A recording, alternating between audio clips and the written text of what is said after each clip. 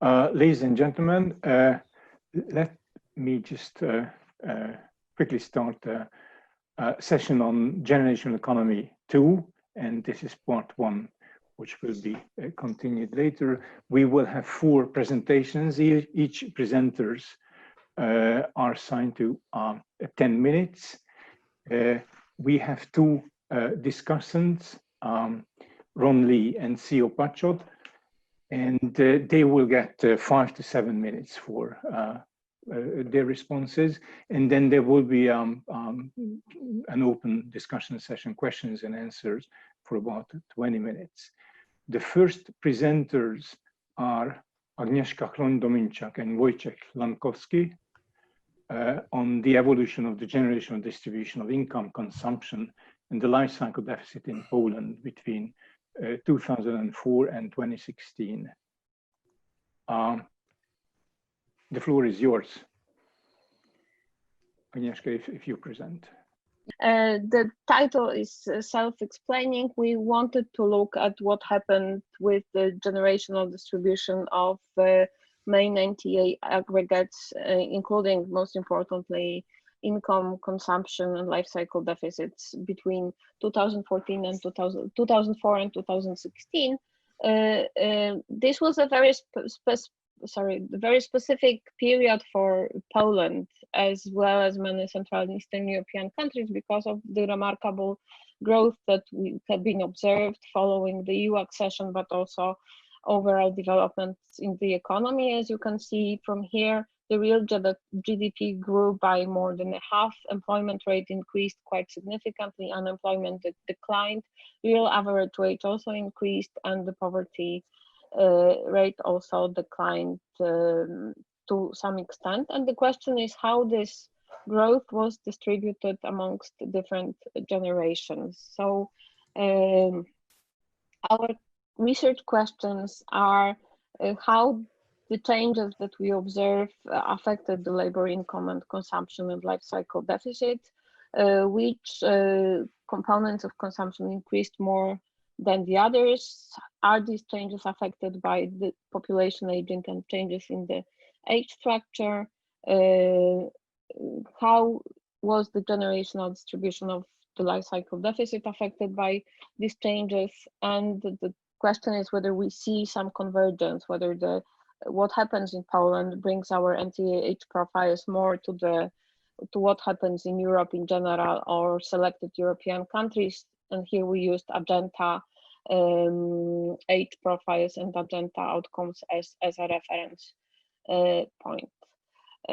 So we chose for comparison average European profiles, but also Germany, Sweden, and Spain that represent different welfare models and different country groups according to the classification that we prepared during the Agenda project. The period between 2014 and 2016 was also a period of significant changes of the age structure in Poland. Here you have a graph that shows how our population evolved, and basically what we observe is that there are 2 baby boom generations that shift across age. So the post-war baby boom generation between this period moved from basically working age to post-working age, so we can see the shifts here.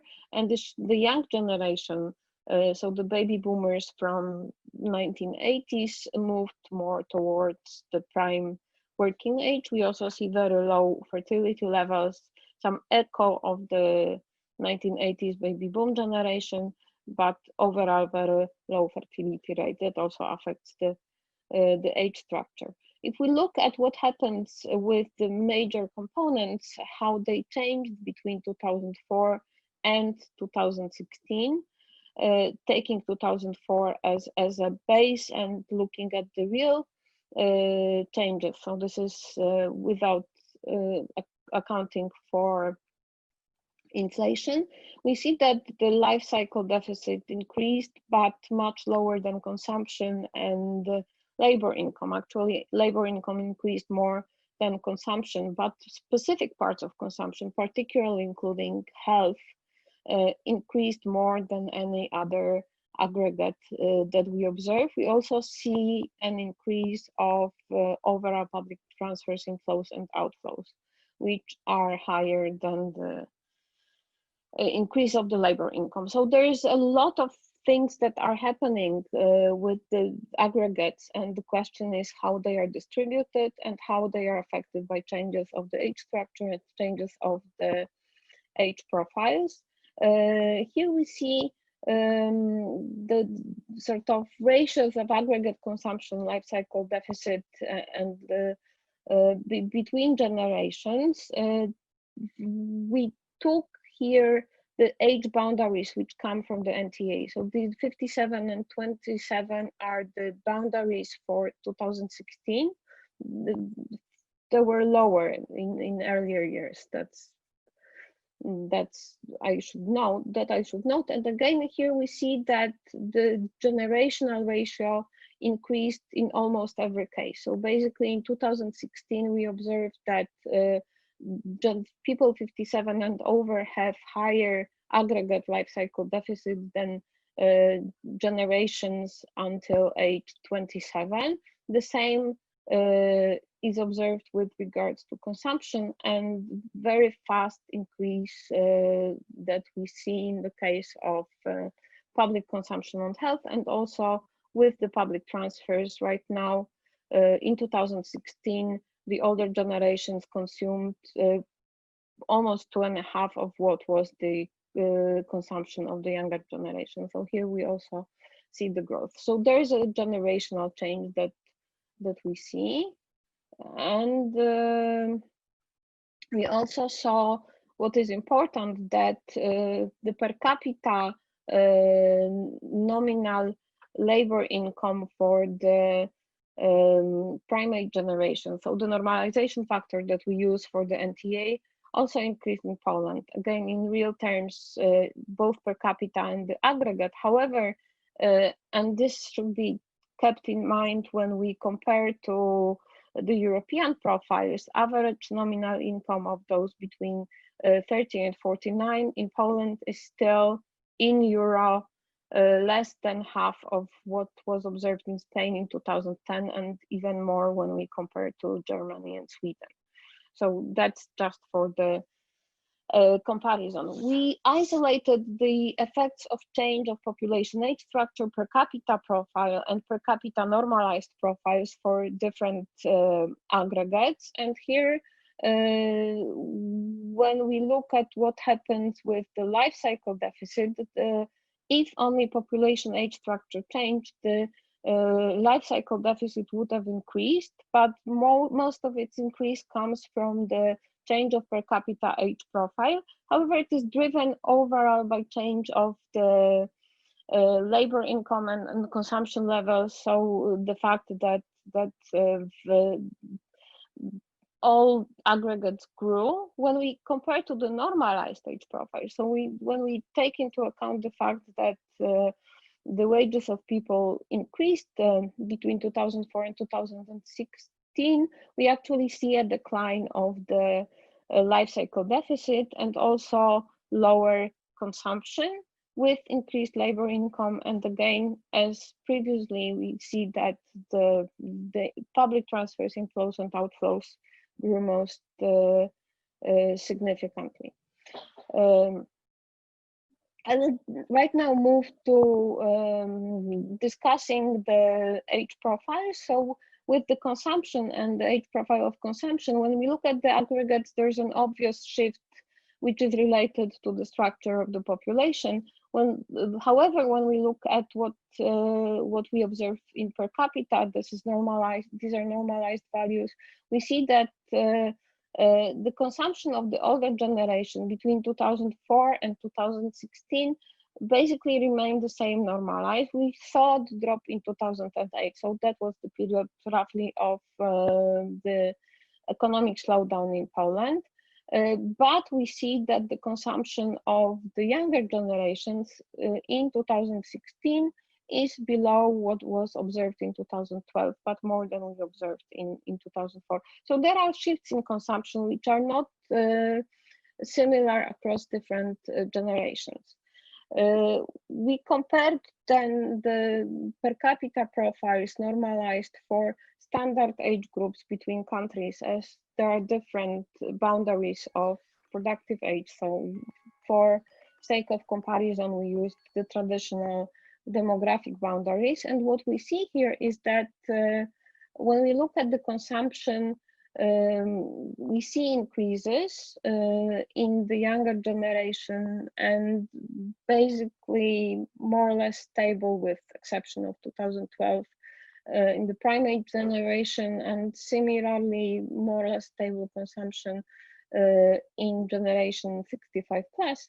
When we compare it to what happens at the European level, the increase of the young generation leads to the fact that the consumption normalized is quite similar to what is observed of average in Europe, particularly in 2012, 2016. So we may see some convergence. Interestingly, as you can see, the older generation actually normalized values consumes more, which is similar to also Germany and to a lesser extent Spain, and lower than Sweden. However, in Sweden, the normalization value is much higher.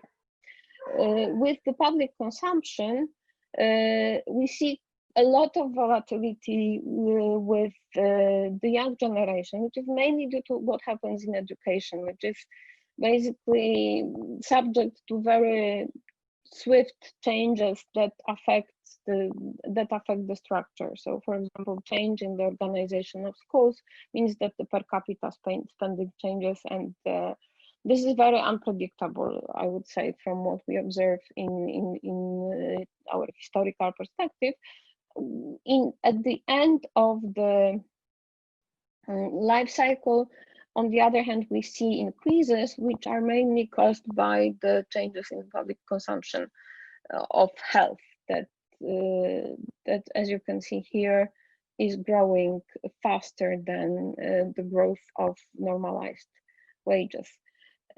However, when we look at the public consumption and the public consumption on health, as you can see, we are still much below the normalized values observed average in Europe. This concerns overall public consumption, and also that's what happens with health, particularly for the working age generation. There is improvement in the senior cohorts due to this increase that I have discussed. With public transfers inflows, here we see changes that are mainly related to the impact of pension payments and other cash transfers. And again, when we look at, sorry, this should be public transfers, we see that there is some convergence to the levels that are observed in Europe. Labor income, here we see that on the aggregate level, there's a shift towards the labor income that is generated by the younger generations because of the retirement of the older generations. But at the per capita level, due to the increase of retirement ages that we observed between 2004 2016, there is a visible shift towards right, and that also leads to the fact that amongst those that are in ages 20 to 64, we see that the labor income has increased. Similarly, 65 plus, however, it is very small, but we see that there is something happening with the labor income and participation of people above age 20 on the labor market.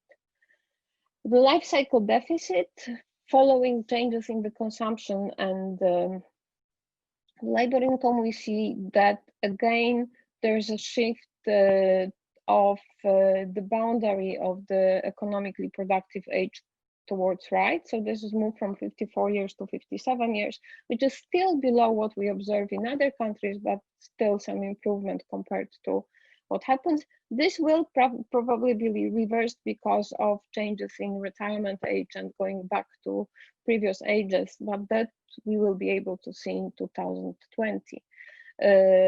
With that changes, we see that the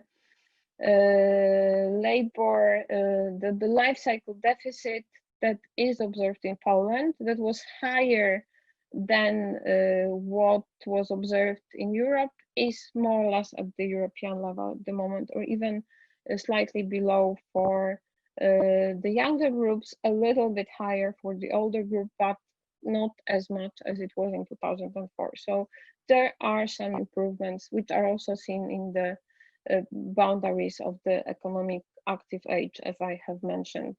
But still 57 is below Germany, Spain, and Sweden with 63, which is of course the leader in that. So our conclusions is that when we look at aggregate consumption and labor income and life cycle deficit, the most important phenomenon that affected was the growth of wages and shifts in the age structure. The impact of the age structure on the life cycle deficit was actually reversed by growing labor income and therefore evolving age profiles. And as I have mentioned, labor income grew faster than the consumption. We see also shifts in the generational distribution of consumption, labor income, and life cycle deficit, which are due to the fact that the age structure changed quite significantly. We see this positive change of increase of the upper limit of the economically active age, with this cautiousness that the recent policy changes may have reverted this increase, but this we will be able to see that, as I have mentioned, after we estimate 2020 age profiles. We become closer to particularly what we observe in Germany and Spain. So that means that indeed there is some convergence to what is observed in European countries, but still Sweden as a country that has very high boundary of the economically active age and therefore lower life cycle deficit is sort of a target that we should go to. Next presenter is Hippolyte Dalby, who wrote a paper in collaboration with Ikpidi on intergenerational equity by educational attainments in France. So indeed, it's a paper with Ikpidi Badji, who is now on the market. So if you have a very good offer to make to her, it's a moment. I would be sad to see her leave France, but you will do a good buy. So it's a nice paper that I'm going to present. I'm very excited actually because it was just accepted in the Journal of Population Research. So thank you to the Journal of Population Research for having my paper, in their volume. So it's about intergenerational equity by educational attainment in France. So it's part of the French NTA project. And here we are decomposing our profile by level of educational attainment. So we are doing it by education, but also by sex, and you will see that this will matter, of course. So in the French educational system, there is an important exam at the end of the secondary system. Basically at the age of 18, you pass a national exam whose name is a baccalaureate, and so it's a national one. And if you get it, you become a bachelier, and then you are allowed to pursue university study. Okay. So I'm going basically to distinguish my population between those who have the baccalaureate and those who haven't. Okay. So it's not because you have it that you necessarily go to university, but it's nevertheless an indication that you could do it. Okay, and it's for me it's a very nice indication, you know, because I have it in all my surveys, and it's so it's a good index on the level of educational attainment. So the share of baccalaureate graduate within cohort has increased a lot. So it was around 10% of a cohort who holds this diploma in the 60s, whereas it's now 80%. So I'm going to use the French household expenditure survey. I'm going to use a 7 wave of it. So it's a nice, it's quite a large survey from which I've computed basically the profile. And now I'm going to present two main variables basically. The first one being the disposable income. So it's a labor income plus of course wealth income. And the second variable will be private consumption. Okay, so I could do it for the whole population and for those who do not have the baccalaureate. Okay, and this will be the two populations that I'm going to compare. So you could visualize here the, let's say, the descriptive statistics. So in figure 1, for instance, is the disposable income, you know, as a function of the age group for various cohorts. So you could, given, you know, the number of observations you have in the various survey that I'm using. So for instance, you could follow this cohort, which is this one, those who were born in 65. Okay, so this is the first one is disposable income, and the second one is private consumption. So we see that more or less is it's shaped, but we do not really see something, you know, because it's raw data. So now I'm going to with those data, I'm creating some let's say a pseudo cohort. Okay, and I'm following cohort, you know, across surveys because it's not a panel. It's cross-sectional, and I'm going to estimate an age cohort period model in which I will have a dummy function for age, one for cohort, and one for time. So there is a collinearity problem. You all know that. I'm going to use Deaton and Paxton to get rid of this issue. So, this is during this presentation, I'm going to concentrate on cohort effect. Okay, so I'm going to show you a bunch of graphs in which you will visualize the various cohort effect. Okay, so here it's the disposable income, you know, for the whole population. So in blue, you have the estimate of the cohort effect in the model, which is then control for the age group and the period. Cohort 1946 is normalized to 1, and then you follow the cohort which were born after 46 and before. Okay, and the gray line delimits the confidence interval. Okay, so if you are here, for instance, you know, you are nearly 1, so there is no significant difference, you know, in terms of disposable income between cohort who were born, you know, in 46 and those who were born in, let's say, in 55. Okay, so you see a massive increase in disposable income, you know, especially for those who were born before, you know, the war, but even after, you know, there is some increase.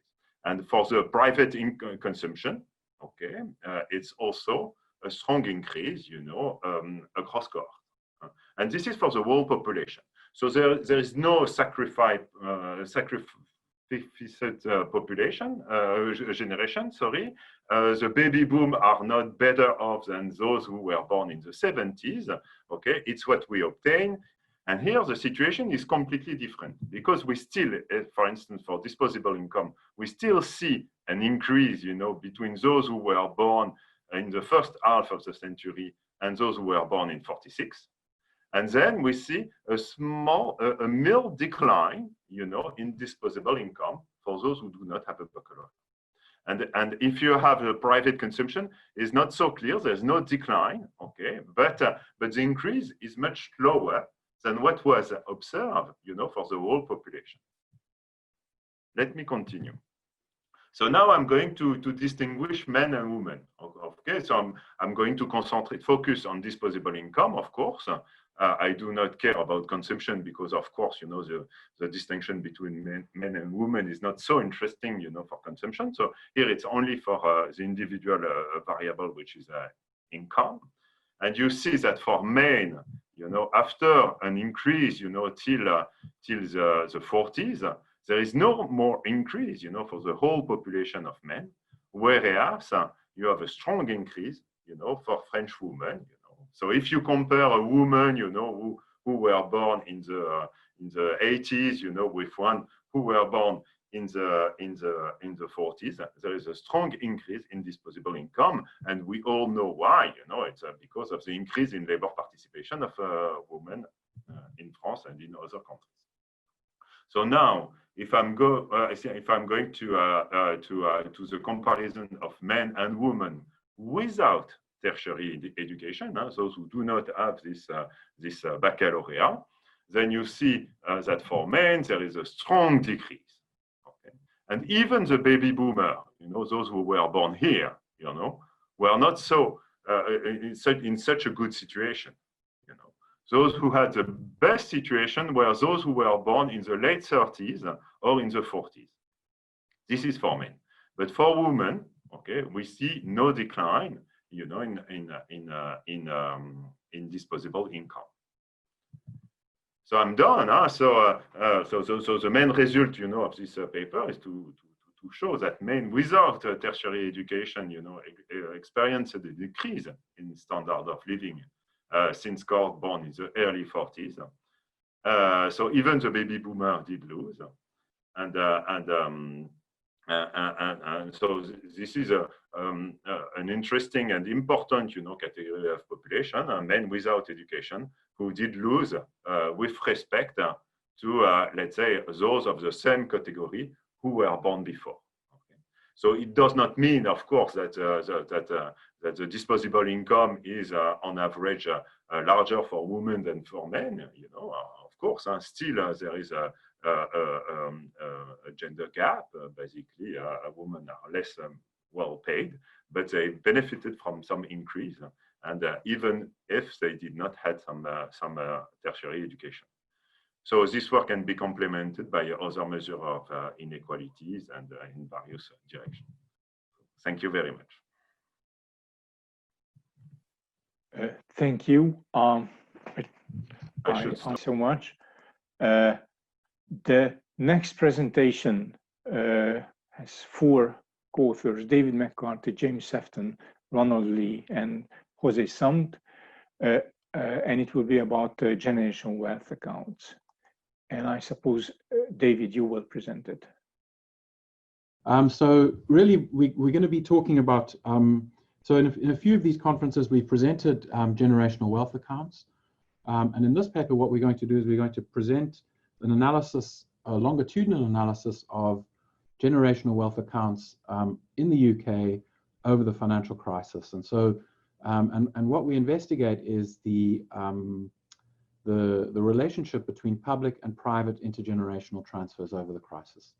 So as a motivation, if you plot the total net worth of the United Kingdom over time, and you split it between the net worth of the private sector and the net worth of the public sector, what you see is that private sector net worth, which is this line over here, increased dramatically over the period of the crisis. So that's from 2007 to say 2010 or 15, we ended 2015.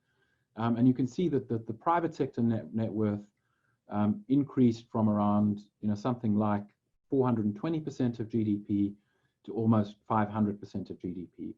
At the same time, the public sector net worth decreased. Now, remember that in the UK, like in many rich countries, old people own most private assets. So that means that if private wealth rises, it generally advantages the old. And furthermore, the young are going to be the ones who have to pay off the public sector debt. So you see this decrease in public sector net worth. It actually fell below zero. So that's largely the consequence of increased indebtedness by the government. And so that disadvantages the young. And you might think, therefore, that the financial crisis in aggregate disadvantaged the young, right? And what we show in this paper is that increases in capital transfers from the old to the young, largely in the form of bequests, protected the young from this change in the public sector net worth. And so, this paper, besides showing the offsetting nature of the public and private transfers and the importance of an integrated approach when analyzing intergenerational transfers that includes the public sector, the private sector, and current transfers, it also shows the importance of capital transfers in the private sector. So, just a quick revision session about what generational wealth accounts are. Really what they are is they look at NTA profiles and they capitalize them. So they take the present value by cohort of all future NTA profiles. These include transfer wealth. Sorry, these create estimates of transfer and human capital wealth. And then what we do is we combine these with measures of financial wealth and measures of future lifetime consumption. And these produce comprehensive lifetime balance sheets for each generation. So on the left-hand side, we have resources. So your resources are your human capital, your financial capital, and your transfer wealth. And then on the right-hand side, you have how you intend to use that. And those are, your consumption, public and private, your transfer liabilities, if you will. So those the present value of all the future transfer payments that you need to make. And then there's a surplus or a deficit. So the surpluses and the deficits come from intertemporal and intergenerational budget constraints. So each generation has its own lifetime budget constraint, and the whole population has an aggregate intergenerational budget constraint. And then what you can do is you can use those budget constraints to calculate capital surpluses and deficits for each generation, and you can infer what transfers from the living to the unborn must be for the whole economy's intertemporal intergenerational intertemporal budget constraint to hold. What we find is that older generations have capital surpluses, so their resources are greater than their uses. Because of a conservation law of wealth, these must be passed down and used to possibly partly finance the capital deficits of the young.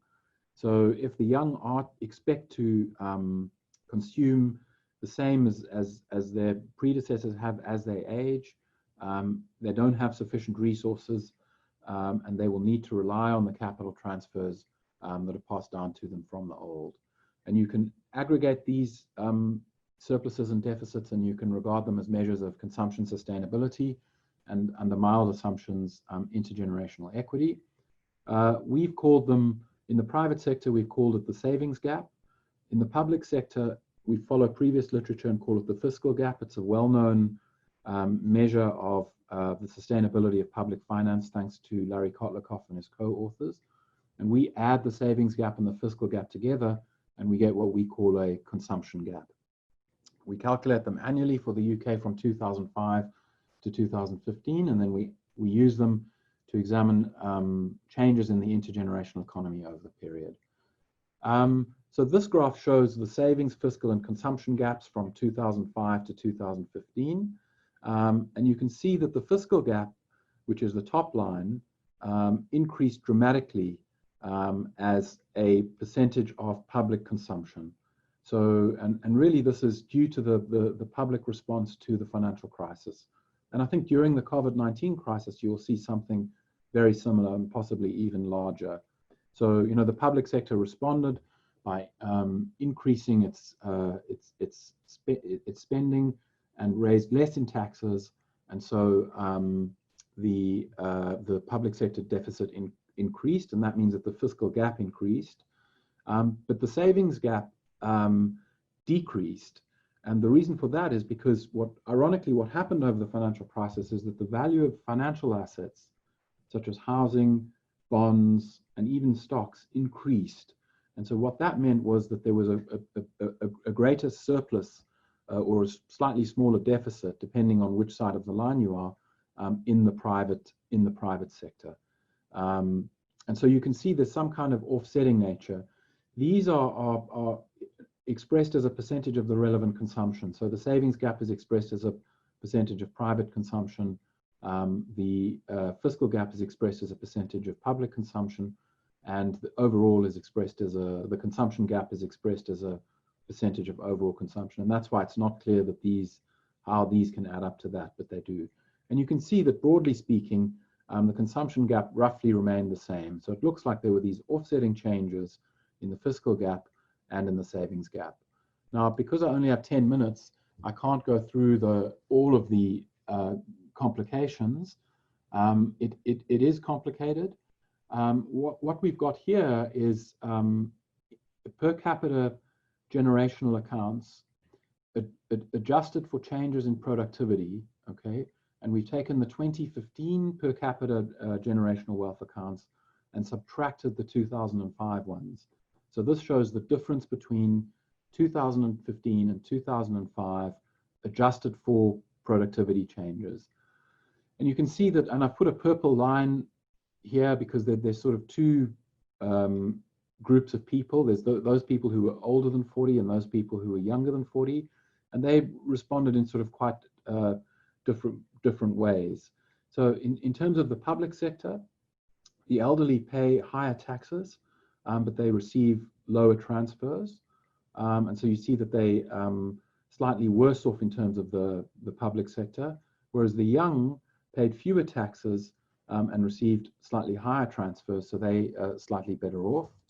In terms of life cycle wealth, the labor income of those in middle age, so the human capital of those in middle age broadly increased, and that's largely a consequence of delayed retirement. But the human capital of the very young decreased, and that's partly the consequence of a delayed entrance to the labor market and possibly higher youth unemployment and lower wages as a consequence of the crisis. But the consumption of the elderly, crucially, and it's a bit confusing because it's negative, but this means that consumption increased, the private consumption of the elderly increased, and the private consumption of the young decreased. And the public consumption of the elderly increased slightly, and the public consumption of the young decreased slightly. And so you can see here that the young are quite badly affected in terms of their consumption, particularly relative to the elderly. Private transfers are broadly unchanged. So, you know, one of the consequences of the financial crisis, anecdotally, was that, you know, young people stayed with their parents for longer, they delayed forming their own households, and what we should have seen then would be increases in private transfers. To the extent that we can find these in the data, the effect seems to be quite small. And a big story is changes in wealth. So you see that the increase in wealth accrued largely to the older generations, which is what we'd expect because they're the ones who own most of the wealth. Younger generations don't own much, and so there were the very, very, very small changes in their wealth. And in aggregate, what we have is an increase in capital surpluses across the board. So everybody, in some sense, has a higher surplus than they did before, so that the economy has become more sustainable, if you will, or the private sector at least has become more sustainable. And what you can do is then you can use these generational wealth accounts to look at the aggregate capital transfers between the generations, and you can divide them by capital transfers, private transfers, and public transfers, and you can look at it from any particular age. In the interest of time, I'm only going to focus on the transfers from to the unborn from the living. And what you see is that in 2005, there was a large private transfer to the unborn from the living. And it sort of, broadly speaking, remained the same. These are current transfers. So what we don't see is as I said, any particular change in household structure or people investing more in their children in response to the financial crisis. But we see big changes in the public transfers to the young and in the private capital transfers to the young. So in the public transfers to the young, we see to the unborn, we see a significant increase in the value of the public debt that's passed on to the young, the unborn. And so, you know, before the financial crisis, it was about 50% of GDP. A year in, it was 100% of GDP. 2-3 years in, it was nearly 150% of GDP. And as a result of announced austerity, by 2015, it had pulled back. So there was a significant increase in the value of the public debt passed to the young. But if you look at the capital transfers to the unborn, you can see that initially the economy, in a sense, was unsustainable. There was a deficit. There was a savings gap. And what happened as a result of the financial crisis is that savings gap narrowed dramatically. And you can see there it started at 150% of GDP. And by 2015, it had narrowed to zero and the economy was almost in surplus. And so you can see there that very clearly that the capital transfers to the unborn almost entirely offset any change in the fiscal deficits, the accumulated fiscal deficits that were being passed on to the young. So I'll just end there. In summary, I hope I've persuaded you that an accurate picture of intergenerational transfers requires integrating the public and the private sectors. Up to this point, most economists have focused on individual elements of intergenerational transfers, but not examined the entire picture. And secondly, I hope I've persuaded you that it's necessary to include both capital and current transfers. If you look at the public sector, current transfers are dominant, but in the private sector, capital transfers appear to be extremely important determinants of intergenerational well-being. Excellent, as always. Our last presentation is by Sonja Spitzer, Bernard Binderhammer, and Alexia Fürnkrantz-Pruskavets, Income Changes for Young Adults in Europe. And I believe it will be presented by Sonja. So I'm going to present very fresh results on intergenerational differences in income of young adults in Europe. And this work is very much motivated by the super popular narrative that millennials are doing much worse than their parents in terms of income, in terms of wealth, and also in terms of employment. And it's all over the media. The Washington Post, for example, calls millennials the unluckiest generation in the US history. Vox puts it a bit more bluntly, saying millennials are getting screwed by the economy. And in 2019 already, The Atlantic wrote that the next recession will destroy millennials. And here we are facing this next recession, the global COVID pandemic, and there are big concerns that intergenerational inequalities are going to increase due to this pandemic. These are concerns that younger generations or more recent generations are going to be hit much harder than earlier generations. What you can see from this collage already, and also when opening newspapers, is that a lot of the evidence concerning the economic situation of millennials focuses on the US. And when focusing on Europe, it's very often the UK. So what we aim for is to analyze intergenerational differences in income from employment for young adults in Europe, and also to understand, is the claim about disadvantaged millennials true? If so, is it true for all countries? And in the second step, we also want to explain why do we find these trends in cohort effects that we find. Especially for the second point, we have very preliminary results, but the idea is to look at mediators such as education or employment that might explain these trends. So there is previous work on the topic. We've heard from Hippolyte today already. He's done some great work focusing on France, looking into intergenerational differences in the standard of living, together with co-authors, and found in one particular paper that no generation is less fortunate than previous ones so far in France. Then there is an important paper that actually includes millennials for the UK by the Resolution Foundation, that phrases a similar finding very differently, saying that millennial households are no better off than the households before. And then there is one very important contribution by Chauvel and Schröder that do actually analyze income differences between generations for Europe and find that, that it is true, especially for conservative welfare states, that more recent cohorts are worse off. However, this study doesn't include millennials yet, and that's where we want to contribute to the literature. So the way we define cohorts is based on Coart 2017, where we basically have three generations, the millennials and their parents. So the baby boomers are born between 1946 and 1965. Then there is the Generation X between 1966 and 1980, and millennials from 1981 to 2000. And the data that we use for this analysis comes from EU-SILC, the European Union Statistics on Income and Living Conditions. We have 31 European countries and over 2.5 million individual observations.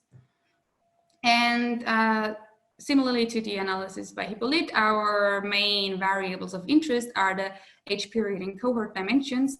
So we look at young adults aged 20 to 44. We look at the period 2003 to 2018, and thus have cohorts from 1959 to 1998. And that means that we don't actually capture all the baby boomers as defined by Colette. We only have the late baby boomers, but we have all the Generation X, and we also have almost all the millennials. Okay, so thanks to Hippolyte, I don't have to say much to about the methods because it's very similar. We're doing a APC decomposition as Deaton and Paxson, where the assumption is that the period effects average to zero in the long run.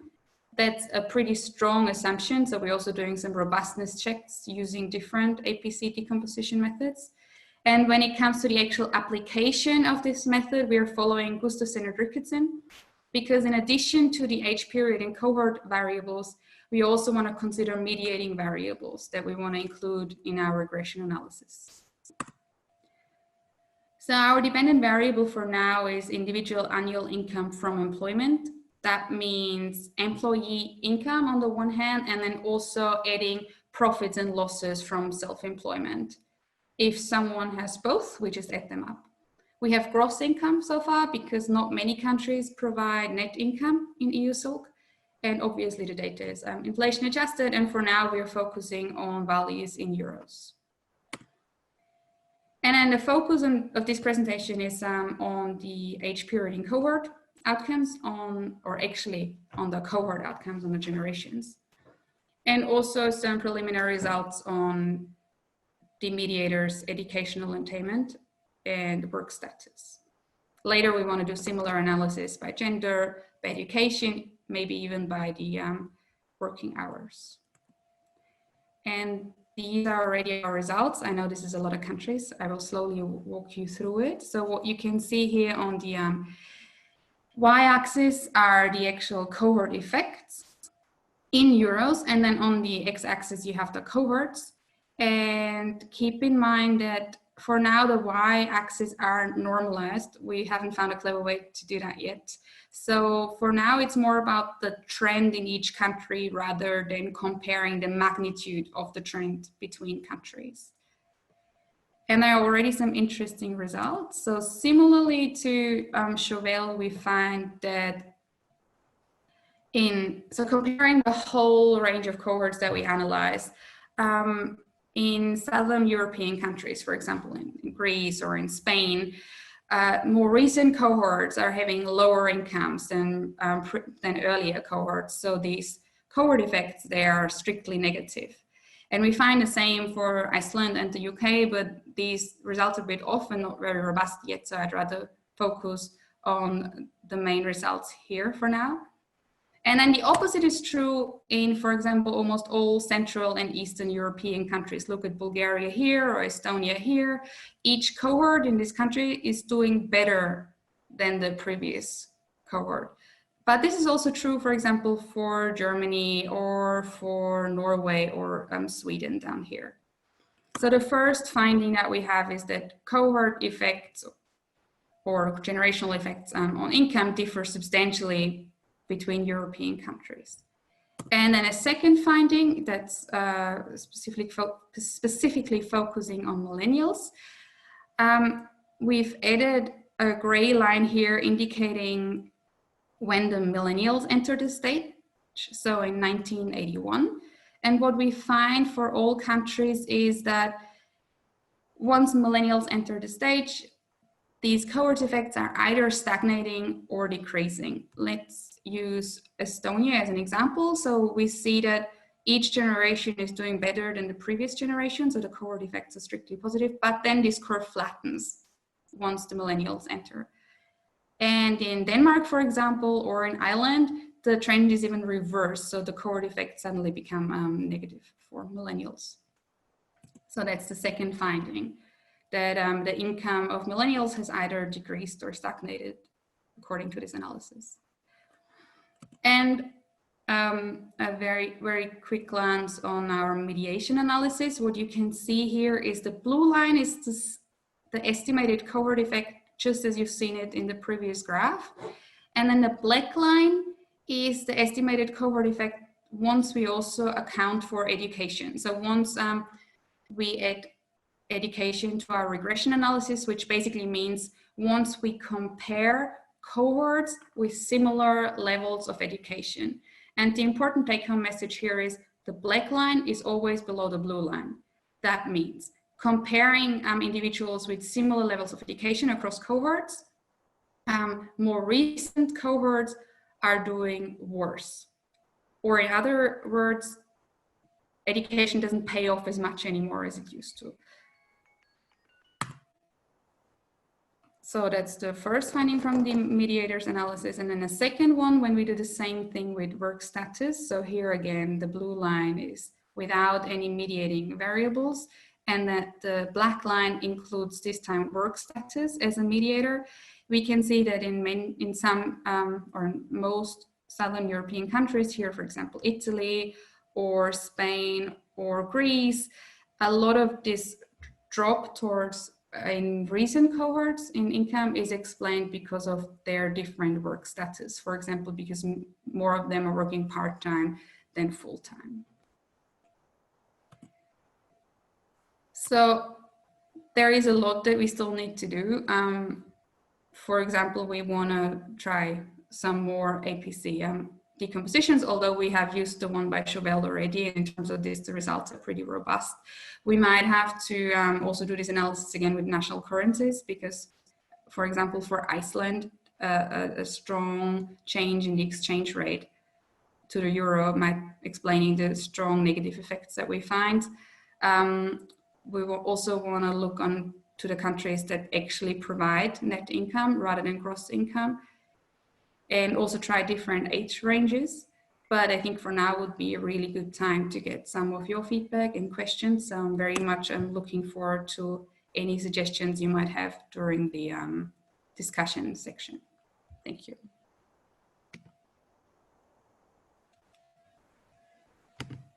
Thank you so much. Excellent. We just concluded with the presentations, and then I would ask the discussants to respond to the presentations. We have two discussants, as I mentioned, Ron and CEO. Do you have any specific preference for the order? Who would like to be first? So, Thank you. Very interesting papers. I'm not going to discuss the Sefton, McCarthy et al. Paper since I'm a co-author. And I'm going to focus mostly on the papers on France and the EU. But the paper on Poland is very nice. It's very nice to have the 4 years and to see some clear, interesting changes that are revealed by NTA, in particular, the decline in the life cycle deficit and the role in that of increasing labor income at older ages by people over, I don't remember what age, 60. So it looked like there's about a 4-year increase in say the crossover in the life cycle deficit. So very nice to see that detailed discussion of the changes. Now, turning to these rich, long data sets on labor income in the analyses by Hippolyte and Baji and by Sonia and Alexia and Bernard.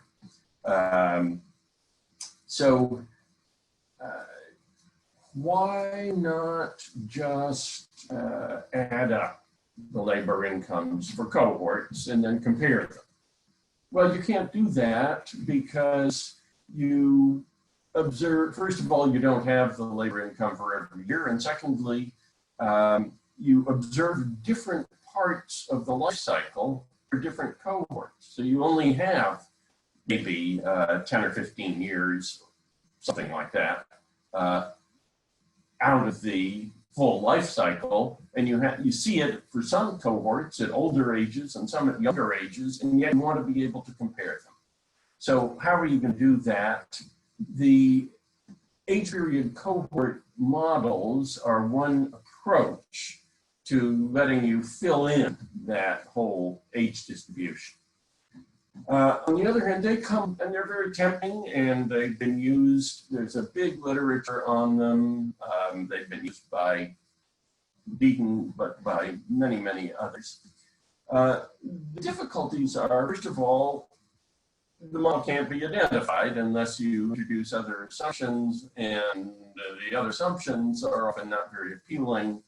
And so that's one issue.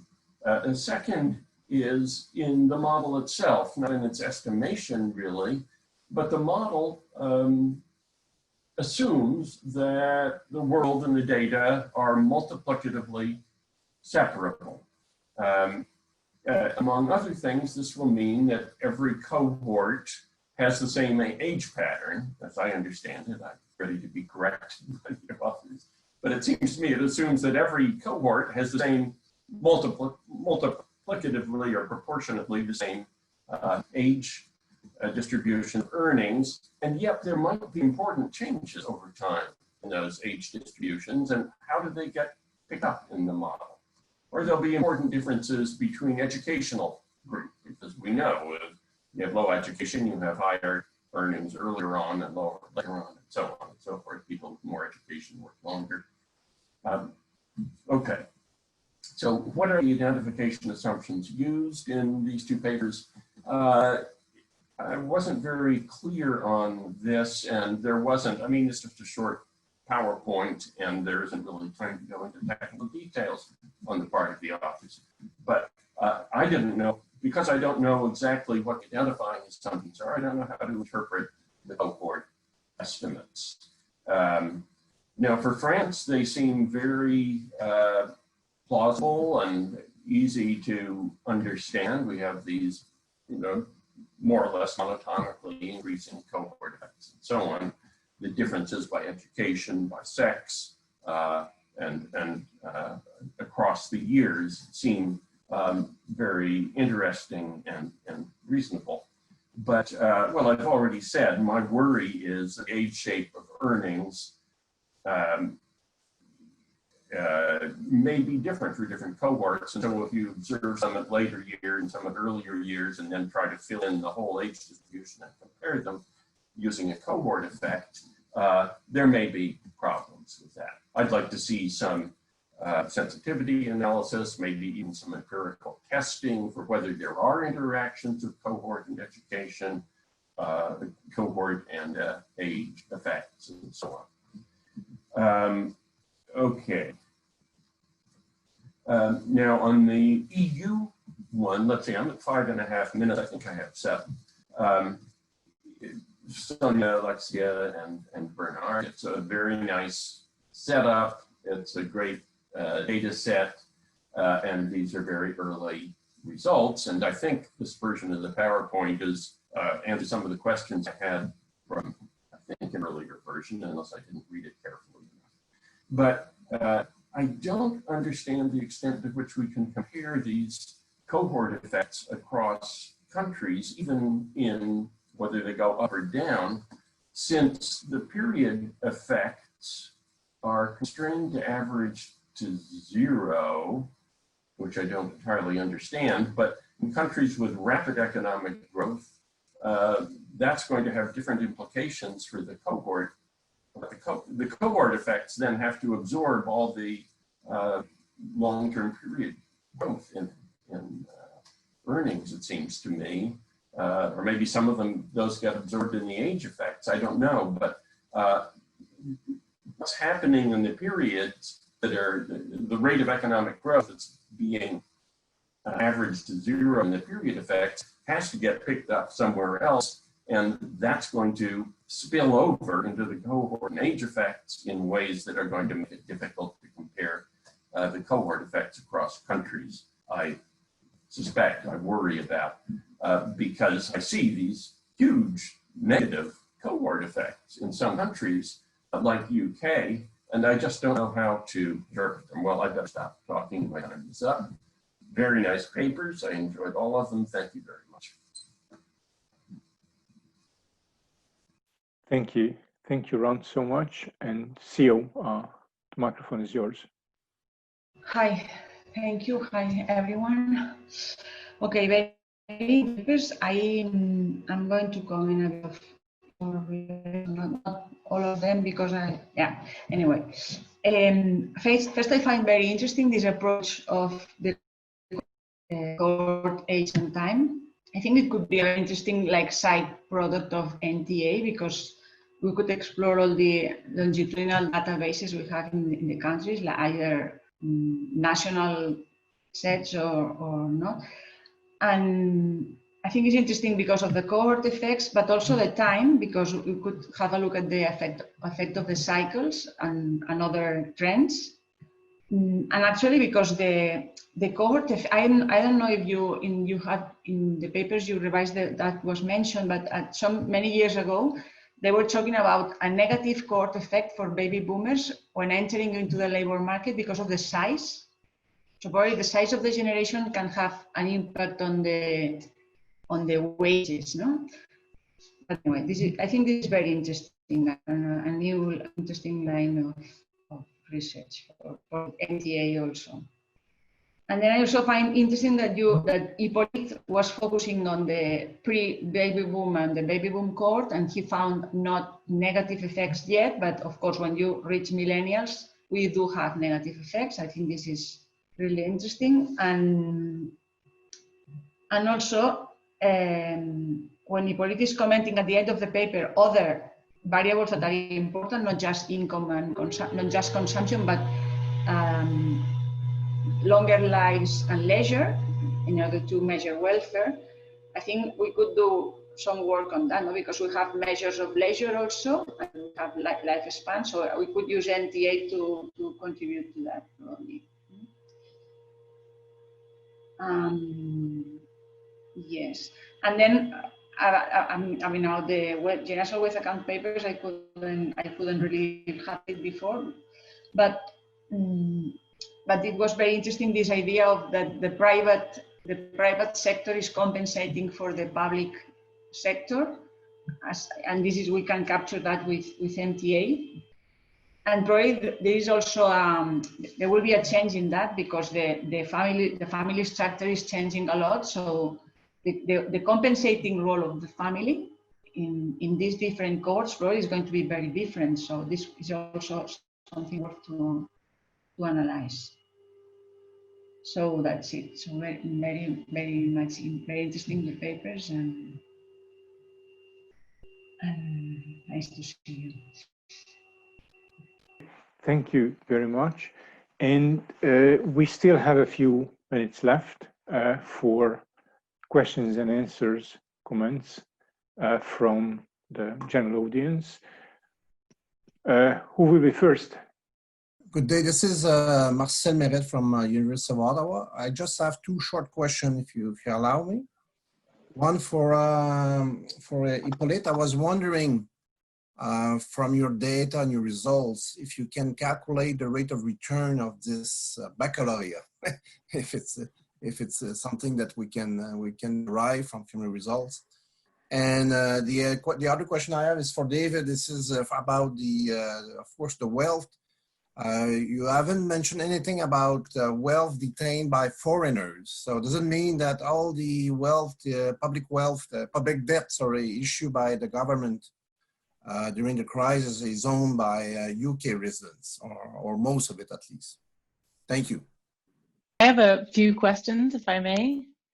For Hippolyte, when you were showing the sex difference in the disposable income and how men sort of lost, just in terms of the methods, I wasn't sure how that might be impacted by the fact that men and women share households. So is this just an individual measure, or while individually the men might have lost, they were sharing households with women who gained? So if that's in there or not. Then for David, I wondered, this is sort of a general question about kind of wealth accounting, but so since our last big tax cut, and certainly now in the US that we're spending money like crazy to deal with the crisis, modern monetary theory says we don't care about public debt anymore, woohoo. So I was just wondering what generational wealth accountant type people think about that.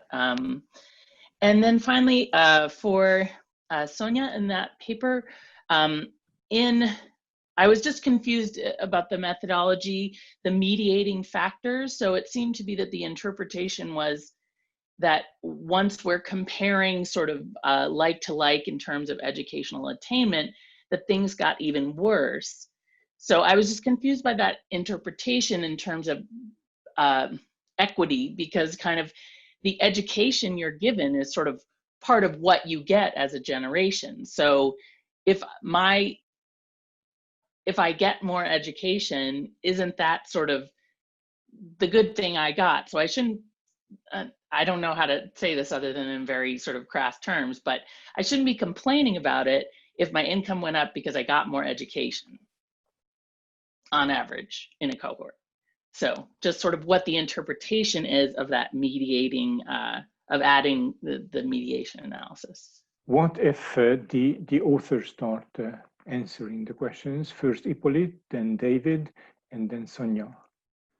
So thank you, and thank you all for all those very nice comments and questions.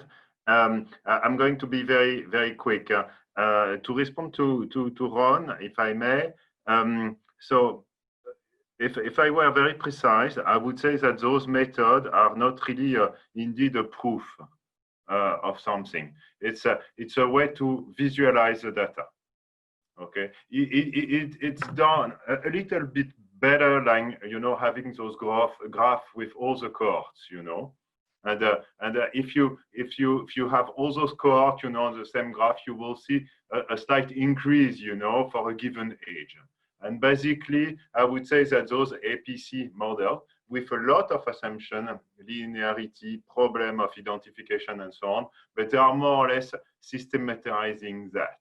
Okay, so I do not take it, as indeed as a proof, but indeed we do not have longitudinal data. So it's I would say that we could have like a various robustness check, but in the end, the main limitation will be the data.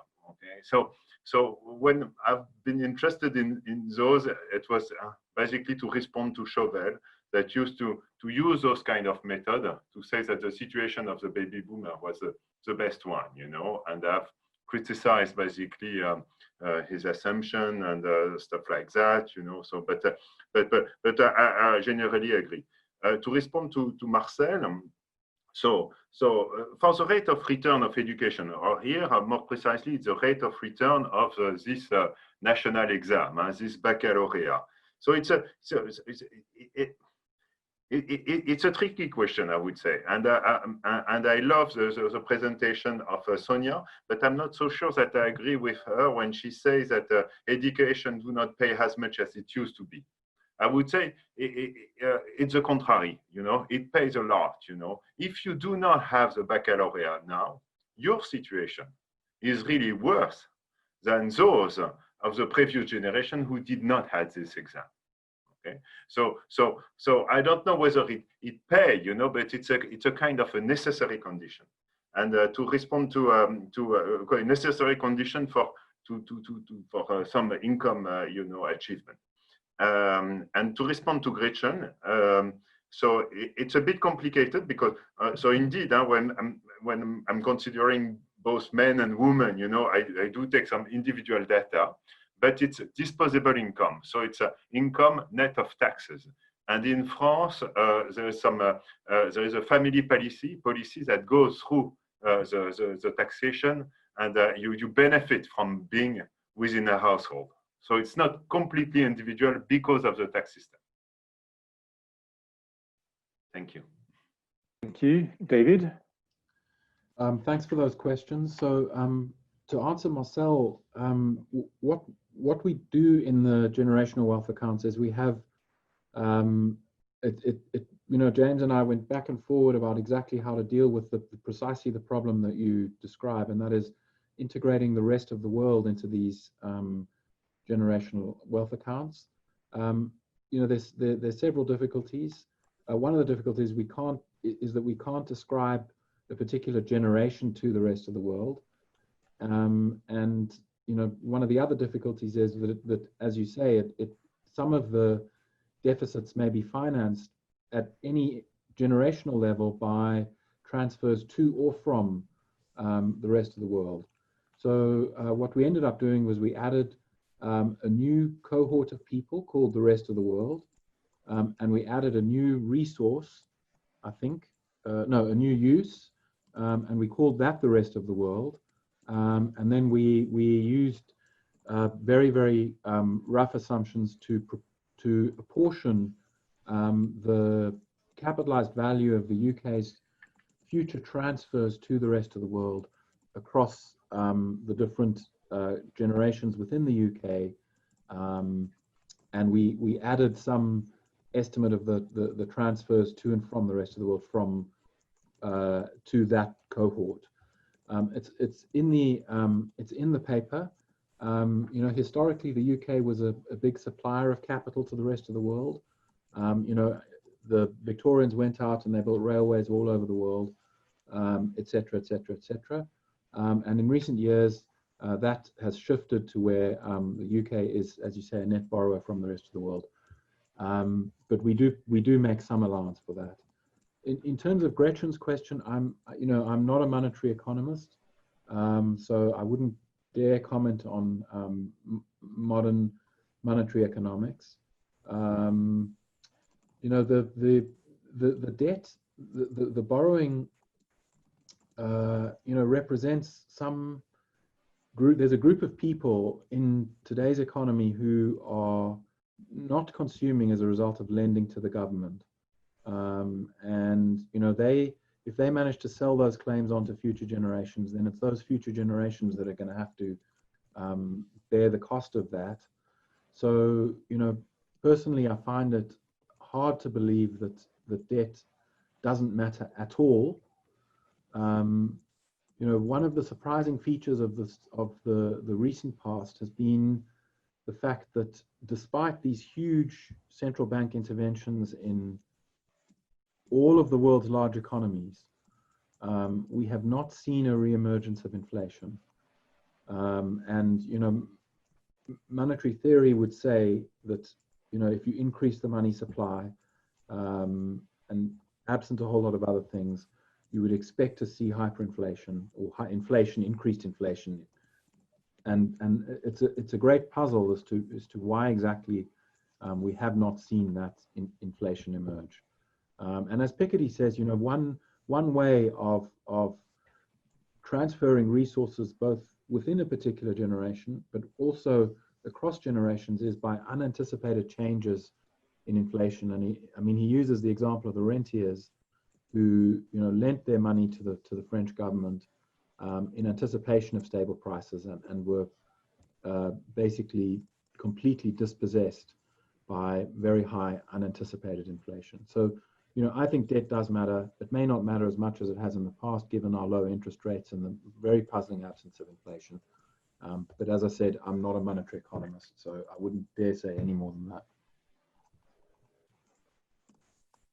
Thank you so much. And although I know that it's already your break, but please stay with me. Listen to Sonia's answers, because these will be the definite answers. Don't have to be quick. Just I will be here listening to you. No, because Hippolyte already answered the question regarding the APSD methods, and I fully agree with what he said. And then there is only the question by Gretchen about the interpretation of the findings we have once we add education as a mediator. And she's of course right. And maybe maybe Hippolyte's interpretation is even nicer, that if we didn't have that education expansion, or for anyone not having an increase in education, things would be worse. And there are actually some countries where we see this really nicely. Austria, for example, we see that there is neither a strong negative nor a strong positive trend in cohort effects in Austria. Although once we account for the education expansion, we see that the trend is negative. What does that mean? Had there not been an expansion in education in Austria, things would be even worse for the more recent cohorts. Yeah.